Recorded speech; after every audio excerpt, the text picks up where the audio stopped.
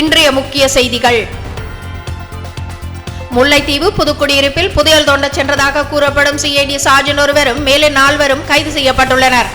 அதிநவீன ஸ்கேனர் கருவிகளுடன் பிடிபட்ட சந்தேக நபர்களில் குறித்த சார்ஜன் அவரது பணி இடைநீக்கம் செய்யப்பட்டுள்ளதாக குற்றப்புலனாய்வு திணைக்களம் அறிவித்துள்ளது.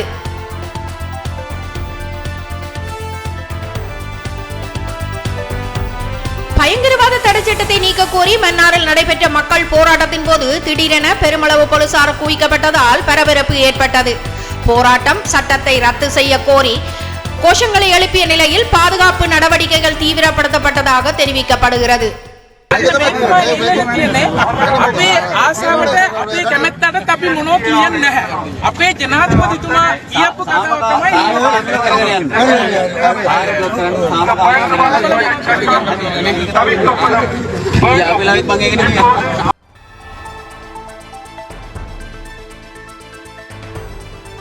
தமிழர்களின் எழுத்து சுதந்திரம், சிந்தனை சுதந்திரம் மற்றும் பாடும் சுதந்திரத்தை ஒடுக்க அரசாங்கம் பயங்கரவாத தடைச்சட்டத்தை பயன்படுத்த முயற்சிப்பதாக அருட்தந்தை மா சக்திவேல் குற்றம் சாட்டியுள்ளார்.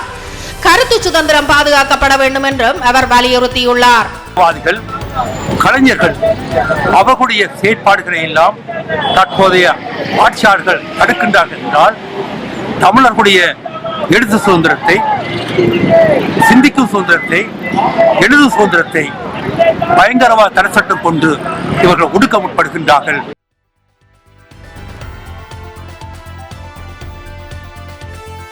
முல்லைத்தீவு சுதந்திரபுரத்தில் 1998 ஆண்டு விமான மற்றும் எறிகுணை தாக்குதல் உயிரிழந்த 33 பொதுமக்களின் 28ஆம் ஆண்டு நினைவேந்தல் உணர்வுபூர்வமாக நடைபெற்றது.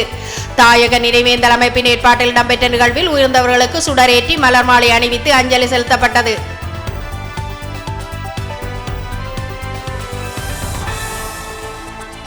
மண்டதீவு படுகொலையின் 40ஆம் ஆண்டு நினைவேந்தல் நேற்று குருநகரில் உணர்வுபூர்வமாக அனுஷ்டிக்கப்பட்டது. 1986ஆம் ஆண்டு உயிரிழந்த 31 மீனவர்களின் நினைவுகூர்ந்து திருப்பலி, மெழுகுவர்த்தி ஏற்றல் மற்றும் மலர் அஞ்சலி நிகழ்வுகள் இடம்பெற்றதுடன் உறவினர்கள் கண்ணீர் மல்க அஞ்சலி செலுத்தினர்.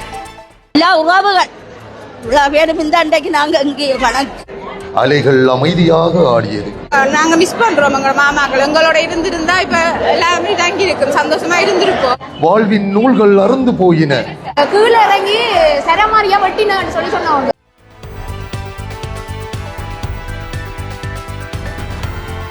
தொல்லியல் திணைக்களத்தின் அழைப்பின் பேரில் யாழ்ப்பாணம் வந்துள்ள நெதர்லாந்து தொல்லியல் அதிகாரிகள் குழு வடக்கில் விரிவான ஆய்வுகளை முன்னெடுத்து வருகிறது.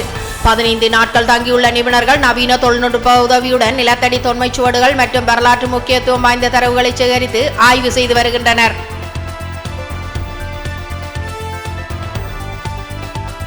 யாழ்ப்பாணம் போதனா வைத்தியசாலையின் சுகாதார தொண்டர்கள் நேர்முக தேர்வுக்கான அழைப்பை கோரி முன்னெடுத்த போராட்டம் 6வது நாளாகவும் தொடர்கிறது. யாழ்ப்பாணம் மற்றும் கொழும்பில் 2 அணிகளாக பிரிந்து போராட்டத்தில் ஈடுபட்டுள்ள நிலையில் வெற்றிடங்களுக்கான நேர்முக தேர்வுக்கு 92 பேர் மட்டுமே அழைப்பு விடுக்கப்பட்டுள்ளதாக தெரிவிக்கப்படுகிறது.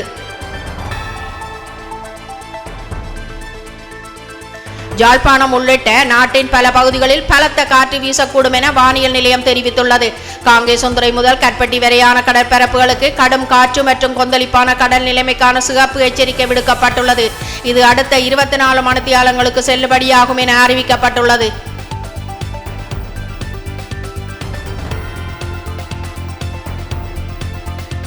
மத்திய மாகாணத்தில் டிட்வா புயலால் பாதிக்கப்பட்ட பகுதிகளின் மீட்பு மற்றும் பேரிடர் கழிவு முகாமைத்துவதற்கான ஜப்பான் அரசாங்கம் 1.33 மில்லியன் அமெரிக்க டாலர் நிதி உதவி வழங்கும் திட்டம் கொழும்பில் கையெழுத்திடப்பட்டது.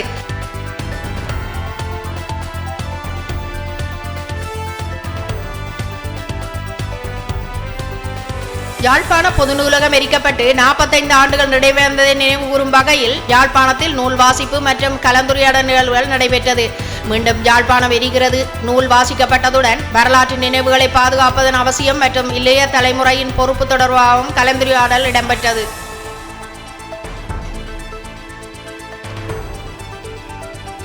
கல்முனையில் நடைபெற்ற பாடசாலை சதுரங்க போட்டியில் அக்கரைப்பற்று ராமகிருஷ்ண மகாவித்தியாலய மாணவர்கள் சிறப்பான பெறுபேறுகளை பதிவு செய்தனர். வெற்றியாளர்களுக்கு சான்றிதழ்கள் மற்றும் பதக்கங்கள் வழங்கி கௌரவிக்கப்பட்டது.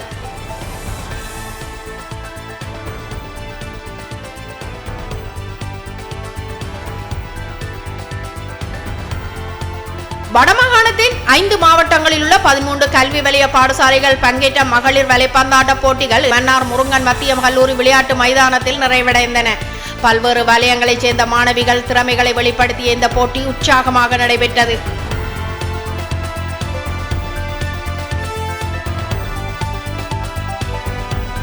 செம்மணி மனித புதைகுழி அகழ்வாய்வில் மேலும் 12 எலும்புக்கூடுகள் அடையாளம் காணப்பட்டன. அவற்றில் ஒரு இளம் நபர், 4 சிறுவர்கள் மற்றும் 2 குழந்தைகளின் எலும்புக்கூடுகள் முழுமையாக மீட்கப்பட்டுள்ளன. இதன் மூலம் 3 கட்ட அகழ்வாய்வுகளிலும் அடையாளம் காணப்பட்ட மொத்த எலும்புக்கூடுகளின் எண்ணிக்கை 330 உயர்ந்துள்ளது.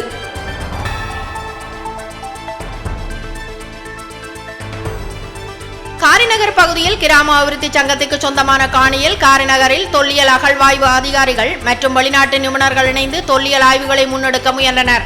ஆனால் பிரதேச சபை மற்றும் பொதுமக்கள் கடும் எதிர்ப்பு தெரிவித்ததால் பணிகள் நிறுத்த கோரிக்கை விடுக்கப்பட்டது.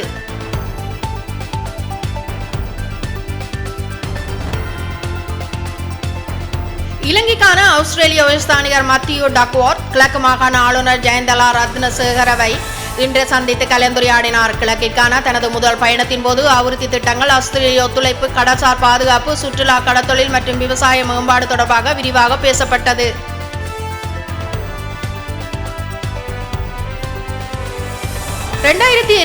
ஆண்டு காப்போத்த சாதாரண தர பரீட்சை பெறுபவர்கள் இம்மாதம் 15ஆம் தேதிக்குள் வெளியிடப்படும் என கல்வி அமைச்சு அறிவித்துள்ளது.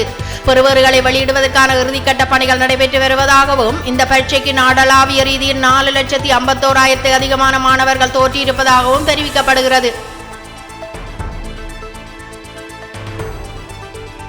அமெரிக்காவின் புதிய வான்வழி தாக்குதல்களுக்கு பதிலடியாக கோர்மோஸ் நீரிணை அனைத்து கப்பல்களும் மூடப்படுவதாக ஈரான் புரட்சிகர பாதுகாப்பு படை அறிவித்துள்ளது. எண்ணெய் டேங்குகள் மற்றும் வர்த்தக கப்பல்கள் உட்பட அனைத்து கப்பல்களும் இந்த தடை அமுல்படுத்துவதுடன் உத்தரவை மீறி பயணிக்கும் கப்பல்கள் ராணுவ ரீதியாக குறிவைக்கப்படும் எனவும் தெரிவிக்கப்படுகிறது.